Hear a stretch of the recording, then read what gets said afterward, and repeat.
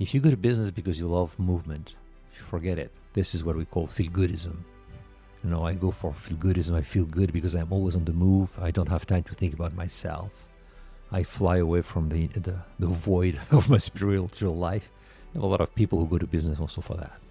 Movement for movement, action for action, but there is no place for contemplation. So there is no magnanimity, because magnanimity is both contemplation and action. Hey everyone, we recently hosted an interview with Alex Savard, speaker, author, and creator of the Virtuous Leadership System. We've benefited massively from his work and are strong advocates for him. If you're interested in learning about virtuous leadership, what your temperament is and what virtue challenges you, how to discover your mission, or want to achieve personal growth, go to alexsavard.com to see his online courses, tests, and books. We hope you enjoy this episode. We will continue our discussion on John Paul II's Laborem Exercens. And it says work is an obligation. It's a source of rights for the worker. Among these rights, there should never be overlooked the right to a working environment and to a manufacturing process, which are not harmful to the worker's physical health or to their moral integrity. When someone who is capable of work, who wants to work, can't find work, this is a tragedy, essentially. Something that John Paul II says about unemployment is that in all cases, unemployment is an evil. Capital should be at the service of labor and not labor at the service of capital. Welcome to the Ord Life Podcast. You're going to kick us off? Or is this the banter? What banter? Oh, banter. Okay, here. You're recording, I presume? Yeah. Okay. I like how Sean's got the notes of the banter. I wrote banter. Okay, so my eldest son, I had the privilege of watching him go through this learning experience of what it's like to own an asset that increases in price, and watch him go through this mental calculus of determining his own net worth and deciding what to do with it. So the backstory is he has been saving for rollerblades. Oh. And in little ways, like he'll say, he'll do his regular chores around the house, and then he'll do extra work that he could do for $1 or $2 or something. Nice. I'll right as we're about to talk about labor's rights. Yeah, exactly. and just wages. So he will do extra work to earn money, and then he'll do things like, okay, we're going to get I don't know, one of the kids asked we're going to the grocery store and he wants his favorite chocolate bar, and everyone pipes in, I want this, I want that, and Ambrose says, well, instead of getting me something, give me the money you would have spent. To which I say, sure, yeah, let's do that, that's fine. And he's putting all towards rollerblades. Wait, but he's the person who has the inception of I want this, and he gets all the siblings riled up? Yeah, I wanted to No. Yeah. He has I not. mean, how did he arrive at rollerblades that would being the end goal? Well, Luna's been talking about it. Sorry, Okay. his sister's been talking about it, and so they're both on this rollerblade kick. Does anyone in the family have rollerblades No. at present? Okay. No, they like skating though, so they're thinking that. You just have to ask Garth about his rollerblades. I could totally see Garth rolling around town. Nice. Is he wearing neon at the same time? His son Sawyer is the only person I've heard stuff from, but this is like the rouse of our first year marketing class when Sawyer would talk about his dad, Garth, doing And the his rollerblading rollerblades. stories. Yeah. That's funny. Okay, so that's the current context, and then the other backstory is that years ago, somebody gave each of the kids a silver coin. And so he was telling me the other day, in his head, he's saying, I think, Dad, we should cash in that silver coin so I can put it towards my rollerblades. I'll have $20 more to use towards my rollerblades. And I'll say, well, Ambrose, when that coin was given to you, it was worth $20. But that coin today is worth about $100 or more. I couldn't remember at the exact time. And he kind of sat there quietly for a long time. And then he looks at me and he says, Daddy, you know how you have a couple silver coins too? Let's cash in all the silver coins. And then I have rollerblades. And then I have money left over for this and this. So, yeah, the wheel spun. But then He also made you a partner in the. Yeah, he did. He decided he would just take all the silver coins. But then I said to him, okay, well, Ambrose, when you first had the silver coins, were $20, and then 5 years later, that coin is now worth $100. If you don't cash it in, who knows what it's going to be worth in the future? I said, it could be worth more. And his retort, it could be worth less. And I said, yes, 100%. You're 100% right. Mm-hmm. So you have something you need. This has gone well in your direction. I support your decision to cash in your silver coin and trade it in for rollerblades. But then later in the day, he was talking with his younger brother, and he had, the details are murky, but there was some 4-step plan to achieve $1 billion. Nice. Which it really spiraled out of control pretty fast. Rollerblades, threw it off. I have a bit of a idea of collectibles when it comes to holding collectibles that could be you could consider assets. And this comes from like, I got very into vinyl in second year. Well, I thought you were going to go the Pokemon sports card route. No. I've got, You mean like flooring and siding? No. I mean like the records. I'm somewhat, and this is mostly because I'm a minor collector of vinyl. I'm somewhat of the mentality that if you're a collector of a thing, you should not do it for the monetary value. You Agreed. should only do it for the I actually enjoy this thing. Yes. Because you just like strictly from like the idea of efficient allocation of things, let the people who are going to enjoy this thing actually enjoy it. It's like the whiskey, for example. Apparently there's like funds of just whiskeys that like people will buy these whiskeys or scotches and just hold them and never actually drink them. It's like, hey, what's the point? It's like you're paying for storage space, you're paying for transport costs, you're paying for insurance, all these things are going towards this like asset that it's not that interesting. Yeah, which the true intent should be, hey, we have a common shared passion towards risky or whatnot. Let's enjoy meant it. for the enjoyment amongst others, right? Yeah, and same thing. So, and the reason why I kind of came up with this is partly because I was I bought them for a fraction of what their cost should have been. I have Zeppelin 1 and Zeppelin 2 promo albums. Like, I didn't know what a promo album was when I bought them. The person who sold me them knew what they were. Doesn't it just have like 1 or 2 tracks on it or something? No. This Or is is it this. pre the full press release Exactly. to the general public? Exactly. So so a Zeppelin 1 promo album, and like the last one, the day that I looked it up, they were going for anywhere between like $1,000 and $2,500, and I paid $150 for these 2 albums, maybe like 1 or 2 Billy Joel albums, and a couple Beatles albums.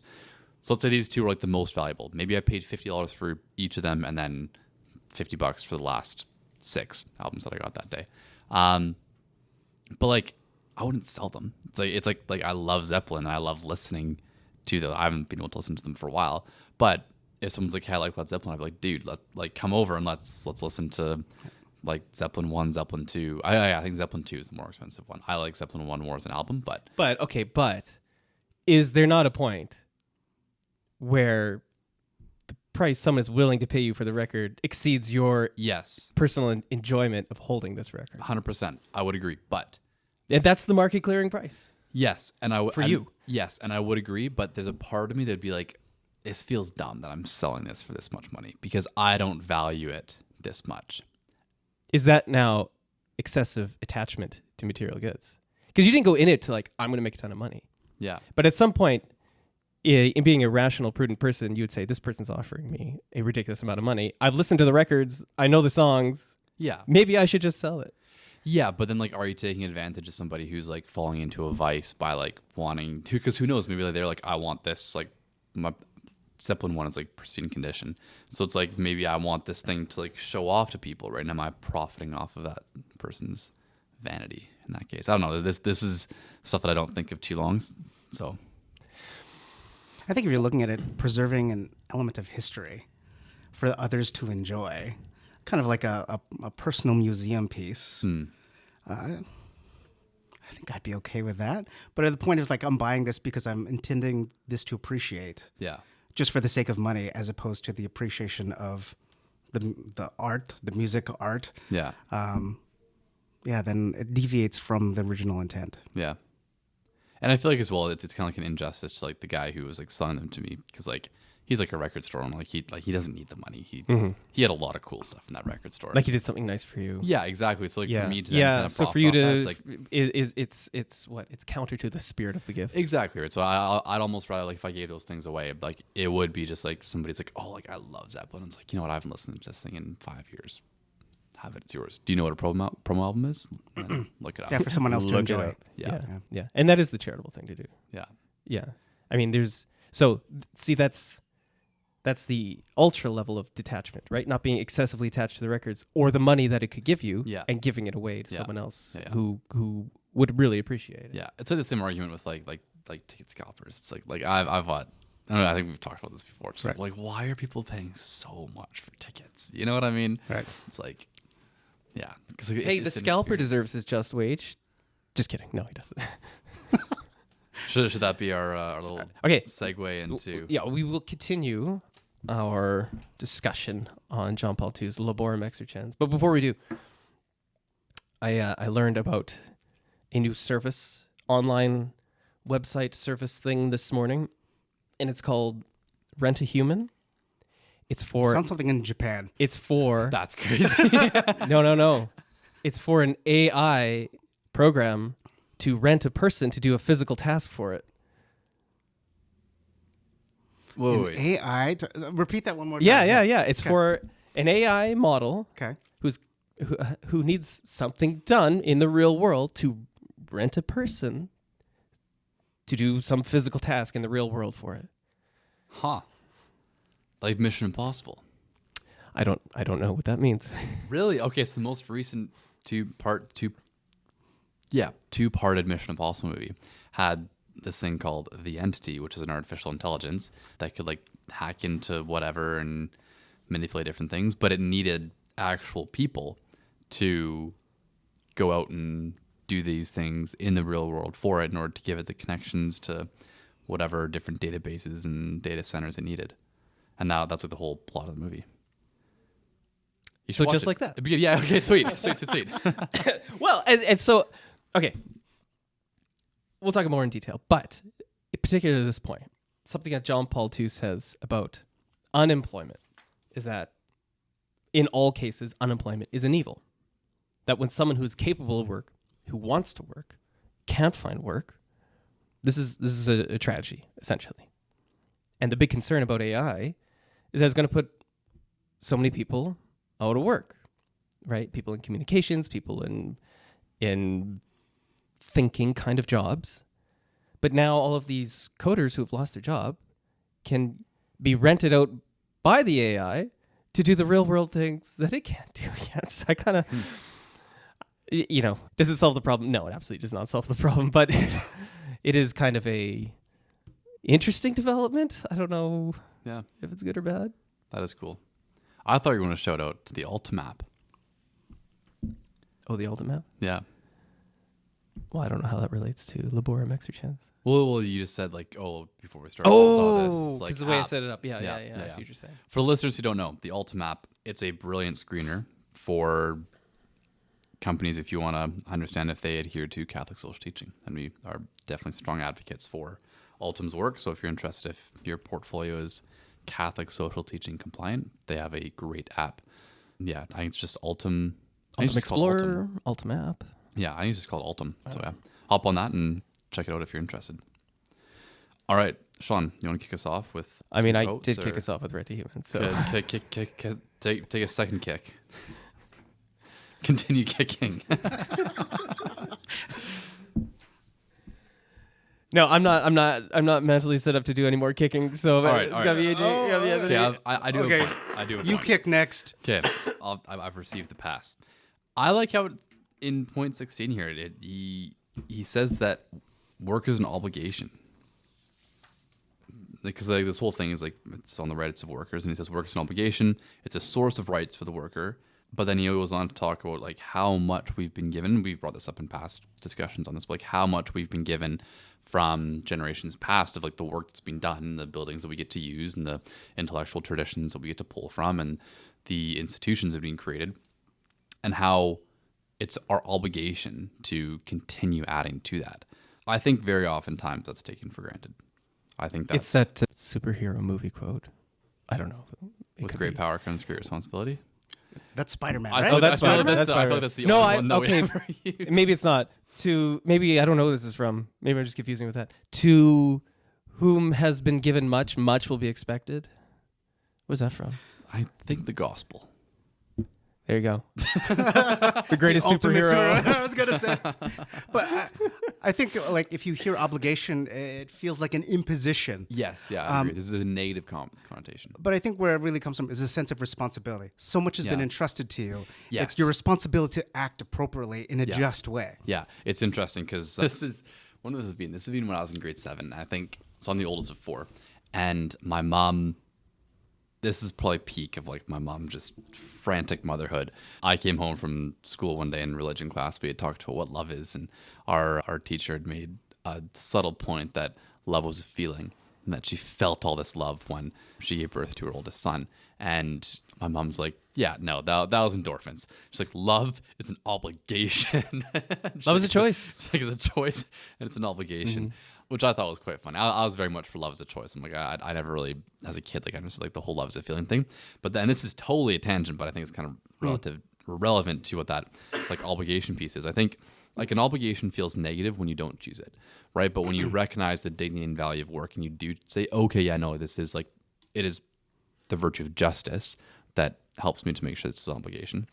Yeah, that's right. It can be a burden or it can be a calling. Exactly. And I think where you see it as a calling is in the love of parents for their children, and as well for the love of husband and wife, because you've chosen to enter into this covenant with the other person, and out of that love for this person comes new life, and you are responsible. Yes. You are obligated, right? You've made that choice, and the natural result of that is that you should be willing the good of this person. Yeah, accepting this obligation. Exactly. Yeah. Yeah. And also think like, say in the context of work, we have unique talents and gifts to basically be able to do something and not exercise that ability. Well, yeah, and then it goes back to like the parable of talents. Like what you have been given, like you need to use. And not for your own, well, I guess there is a benefit from work in which you would receive appropriate compensation, but also for the benefit of others because you get to share this gift so others can also benefit from that. Yeah. I was telling you guys about the Pines to the Aquinas episode that I was listening to earlier today. And Shout out to Matt Fradd. Yep, Matt Fradd and Trent Horn.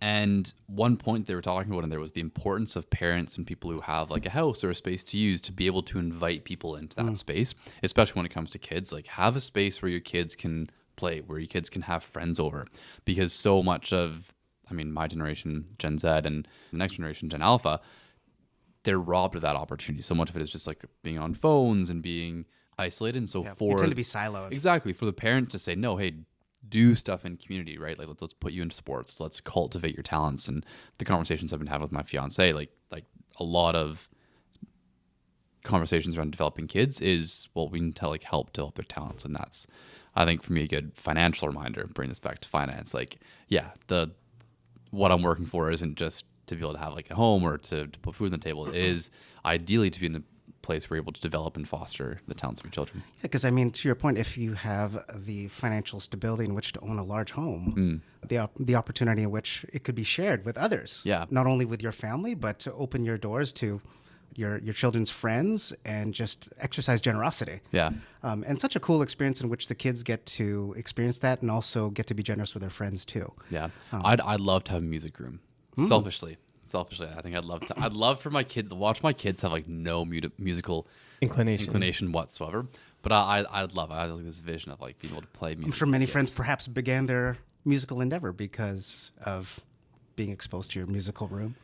A little kid. Funny enough that you mentioned that. I actually do have a friend, Mateo Chu, who's releasing, I think, his second song. Oh, he's a professional musician at this point. Do you have the promo vinyl? No, I don't. I do not have. Can we buy a record. bunch? Yeah, I don't think he has any hard copies of anything. But yeah, he's using his musical talents and doing some cool stuff. Very country style.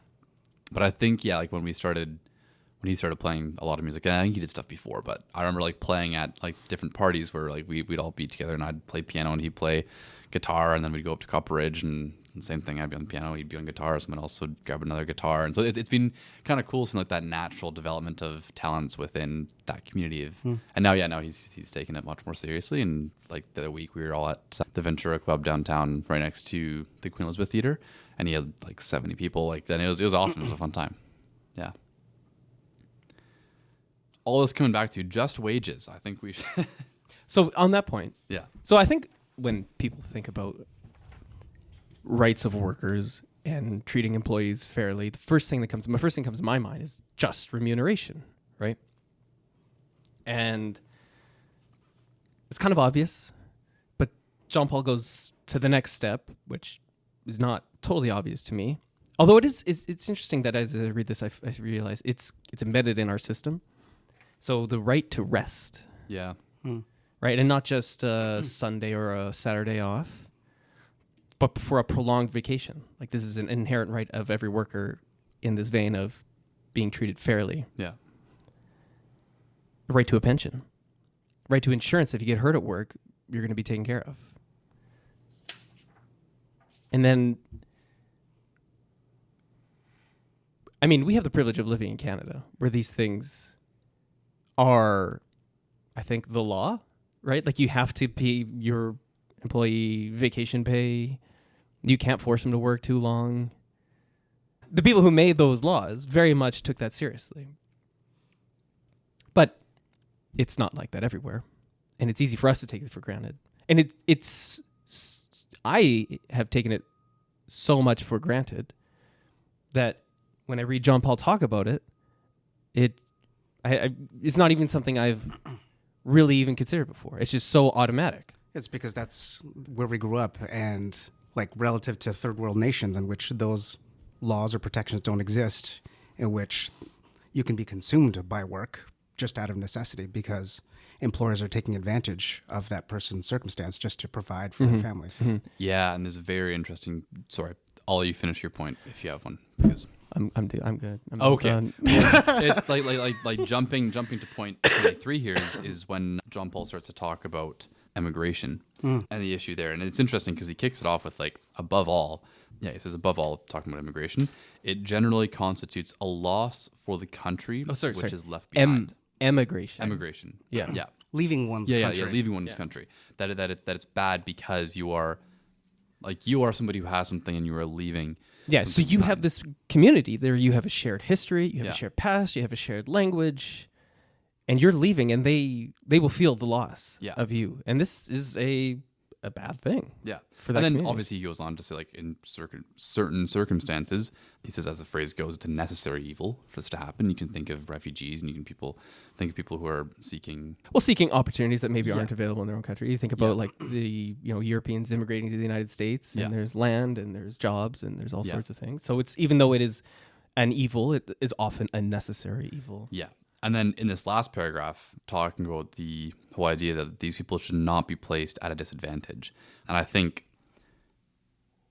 among other things, that's a big area where we see a lot of contention when it comes to the issue of emigration and immigration, is people being paid under the table, paid in cash, and being taken advantage of. Now you're outside the system. Exactly. These labor laws system. And you're like lesser wages, and then the disadvantages that person put. You're taking advantage of the individual, not respecting their dignity. Yeah, exactly. Well, the argument, and I don't want this to get political about the United States and their immigration stuff, but the argument that you hear is that you need immigrants to do all this work that the local people don't want to do.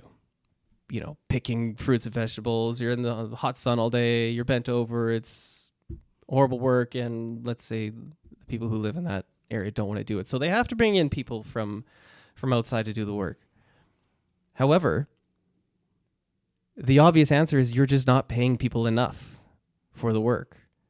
And by subverting the, what should be the market rate for that employment, you're bringing people from outside who are desperate for any kind of work in this country, and you're taking advantage of them, right? You're paying them below market wages for really difficult work that your own people in your own community don't want to do for that amount of money, just because you don't want to increase the wages. Yeah, and it's interesting because I think John Paul II somehow I've lost the page, but there's a whole section on agricultural work, and he speaks specifically of this because of the amount of toil that is involved. And then speaking about wages, because there's the idea of the right to private property in Catholic social teaching, which is if you toil and mix your will with physical property, then you should start to be entitled to a portion of that property. And when it comes to wages and just remuneration, there's this issue with agricultural workers that they can just be taken advantage of. They're providing this basic need, which is oftentimes very much just kind of cast aside, and people are like, yeah, well, it is what it is. Like everyone needs food, and not given that just portion of what they've worked for. And yeah, it's interesting that it was just highlighted that for agricultural workers in particular. Yeah, it's interesting that he does put a whole section just on agricultural work. Yeah. And it occurs to me as I'm reading this, actually, I think this is the most difficult form of work for a variety of reasons. And whether you are working for someone else or you are working on your own land. But being a farmer is, I think, the hardest job because it's obviously very physical. It's very toiling. You are at the whim of the weather completely. Bad weather, no crops. And then, if you're trying to earn an income from it, depending on the type of farming you're doing, you might only earn income once a year. Yeah. Right? You have to work all year just for this one moment. If it doesn't go well because you had a flood or whatever, you are out of luck. That's all. That's all I have. Yeah. No, it's a good point too, because like you think, well, how do you typically diversify anything? It's you have to have, for the context of agriculture, probably geographic diversification, but you're one person, how can you be in multiple places at the same time? For one county I can do one thing, and then 50 kilometers away there's a different weather system, whatever it is. Yeah, you can't do that. Yeah, in the aggregate it'll average out. Yeah. But in the particular, you bear a crazy amount of, idiosyncratic risk? Yeah. Yeah, because you're betting on one place, one event. Yeah. And then the variables that come in, like weather, that just wipes out a crop. And depending on how many crops you've been able to collect over those years to offset that one bad year. Yeah. Yeah, it's interesting. What else? Other points? I like that he defines just remuneration based on a person's circumstances. Yes, I like that a lot. Gives the thoughtfulness and nuance. So if you have a family, it's a different number than for someone who's on their own. And he says, just family for a family means remuneration which will suffice for establishing and properly maintaining a family and providing security for its future. And then he has this long section about the mother's role, which is still a large gap in our society, where if you have a mother that stays home and takes care of the children, it's the most difficult, it's a step up from being a farmer, but the next most difficult, unrewarding work where, so much is demanded of you and so much is expected of you, and you have zero actual compensation for it. But at the same time, it's almost the most important thing you could do, right? These tiny humans. Of family, it's the foundation of family. But also these little people who are the most vulnerable and the most easily shaped by good or bad forces. To have someone who can be there and shape them in the right direction is amazing work, right? Yeah. Obviously, and completely unrewarded. Yeah. I mean, with they're conventional means in terms of receiving a paycheck and things of that sort, but still the compensation, I'm sure, would be well-formed children that are great contributors. Well, yeah, I mean, for us, this is totally taking a very far-fetched example from finance, but the way you value a company is the present value of its future cash flows. And I suppose the way you can kind of, not to reduce a mother's contributions to society to what her kids are able to produce, but when you do look at, because there's this point that talks about John Paul II talking about mothers being faced with this decision of having to take time away from the family in order to contribute. I'll just read it. Having to abandon these tasks being helping to raise kids in order to take up paid work outside the home is wrong from the point of view from the good of society and of the family when it contradicts or hinders these primary goals of the mission of a mother. In other words, to foster and develop the talents and characters of children.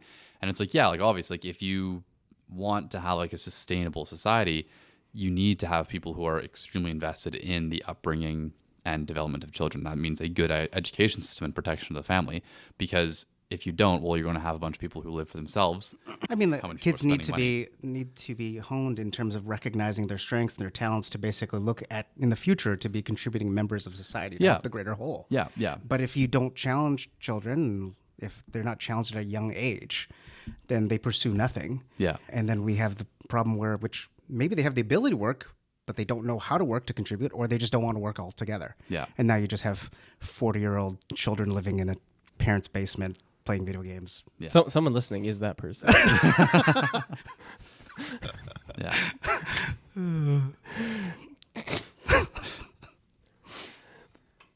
So in summary, we've learned that the gospel should only be referred to as that superhero movie. And that you ought to pay your workers well and treat them well. And then the nuance of there are many ways in which a worker can be taken advantage of or not treated fairly, not just remuneration, but not given access to health insurance, or not given access to a pension, or not given access to time off and rest and all those things. Anything else? Yes. And this is actually an interesting point that I hadn't really thought of in terms of workers' rights, but I thought it was a very interesting point, because talking about workers' rights, the end of point 19, he says, among these rights, there should never be overlooked the right to a working environment and to a manufacturing process which are not harmful to the workers' physical health or to their moral integrity, which I found very interesting, because I think there's a number of different working environments that I can think of or have heard about, or just cultures within an industry that is physical health. It's like you're going to have challenges when you're working at construction or like an oil rig sort of thing. Like that's tough. It's very physical labor.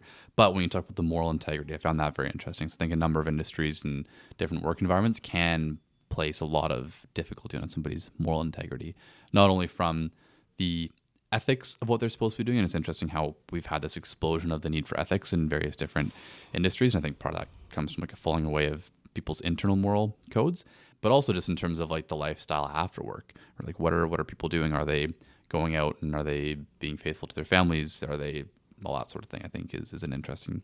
I think the call it is to not destroy the human person. Yeah. Because of this work, the work should edify an individual to help them grow to be greater. Yeah, and again, the very very end of point 23, which is right before part 5, is John Paul saying once more, the fundamental principle must be repeated, which is the hierarchy of values and the profound meaning of work itself require that capital should be at the service of labor and not labor at the service of capital, which comes from this idea. I think that's your favorite. I've heard you say. Well, say that. It's interesting because a lot of these ideas do come back to this fundamental point. Right. It's like man is meant for greater things than just material prosperity. Material prosperity should be the result of you've used your talents well. Mm-hmm. Not going to add more on that point there. Prosperity gospel is not what I'm saying. Yeah, I'm good. I'm good too. Amazing. Thank you for listening. I'm Anthony. No, I'm Sean. I'm AJ. Have a good day. This podcast has been prepared by Sean Gregory, who is a portfolio manager, AJ Sanson, and Anthony De Lazari, who are associate investment advisors for IA Private Wealth, Inc. Opinions expressed in this podcast are those of the portfolio manager and investment advisors only, and do not necessarily reflect those of IA Private Wealth, Inc. IA Private Wealth, Inc. is a member of the Canadian Investor Protection Fund and the Canadian Investment Regulatory Organization. IA Private Wealth is a trademark and business name under which IA Private Wealth, Inc. operates.